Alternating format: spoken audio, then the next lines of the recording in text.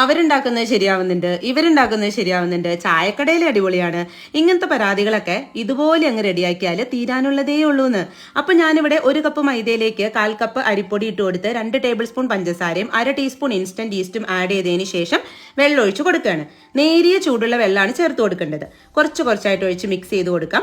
അപ്പൊ എനിക്കിവിടെ 1 cup plus 2 table spoon വെള്ളം ആവശ്യമായിട്ട് വന്നിട്ടുണ്ട്. പിന്നെ നമ്മൾ എടുക്കുന്ന വെള്ളത്തിന്റെ ചൂട് ഒട്ടും കൂടി പോകരുത്, അങ്ങനെ ആകുമ്പോൾ മാവ് സെറ്റായിട്ട് വരൂല. ഇനി ഈ മാവ് ഒരു 1 മണിക്കൂർ റെസ്റ്റ് ചെയ്യാൻ വെക്കാം. 1 മണിക്കൂർ കഴിഞ്ഞപ്പോഴേക്കും മാവ് പൊങ്ങി നല്ല റെഡി ആയിട്ട് അങ്ങോട്ട് വന്നിട്ടുണ്ട്. ഈ സമയത്ത് ഇതിലേക്ക് കുറച്ച് മഞ്ഞൾപ്പൊടിയും ഉപ്പും ചേർത്ത് നല്ലോണം അങ്ങോട്ട് മിക്സ് ആക്കി കൊടുക്കാം. അപ്പൊ ഇതാണ് നമ്മുടെ മാവിന്റെ കൺസിസ്റ്റൻസി. എന്നിട്ട് ഇനി ഒരു പഴം നീളത്തിൽ 3ആയിട്ട് മുറിച്ചതിൽ ഓരോന്നായിട്ട് മാവിൽ മുക്കിയിട്ട് എണ്ണയിലേക്ക് ഇട്ട് കൊടുക്കാം. ഈ പഴം ഇടുന്ന സമയത്ത് എണ്ണയ്ക്ക് നല്ല ചൂടുണ്ടാവണം കേട്ടോ.